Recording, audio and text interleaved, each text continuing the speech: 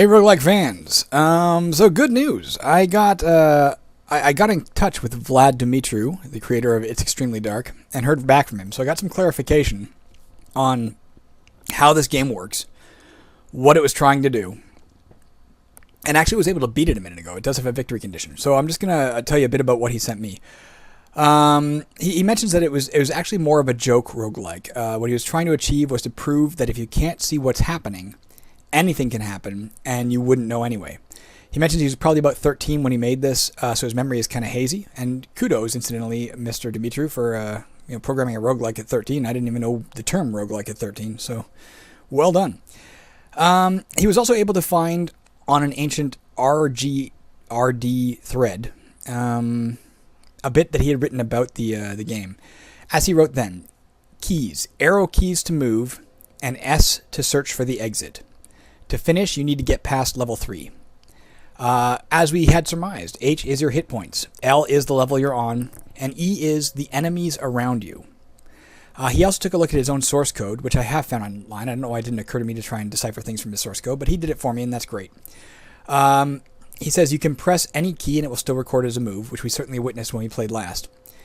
If you press S, there's a 1 in 20 chance that you'll advance to the next level, which resets the number of enemies to 0 and replenishes your hit points by 4 points. If there are less than 5 enemies around you, there's a 1 in 5 chance that another one will appear, which is why we got it down to 0 and it still kept climbing back. And each turn, there's a 1 in 2 times enemy chance an enemy will hit you, where E is the number of enemies, yeah. And a 1 in 2 times enemy chance that you will hit an enemy. If I'm reading that code right, the more enemies around you, the less likely you are to hit or be hit, if I'm understanding what he's written there, which seems counterintuitive. But in any event, that's really about all there is to it. He mentions that his code is a bit obfuscated, so he might be wrong about some of this, but that's what he came up with.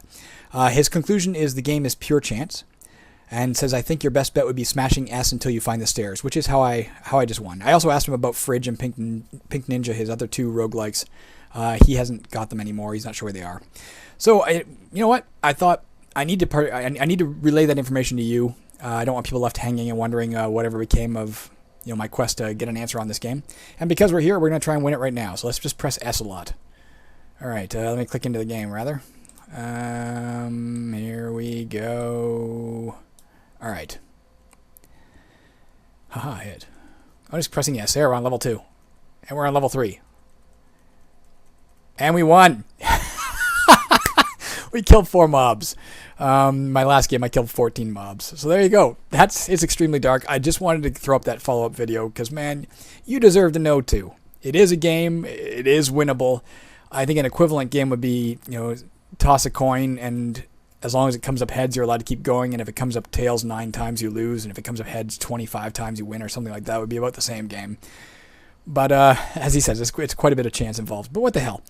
So there you go. That's Extremely Dark. It's Extremely Dark. That's it. I'm out of here. I'll talk to you guys later. Have a good one. And thank you, Mr. Dumitru, for getting back to me. I appreciate it.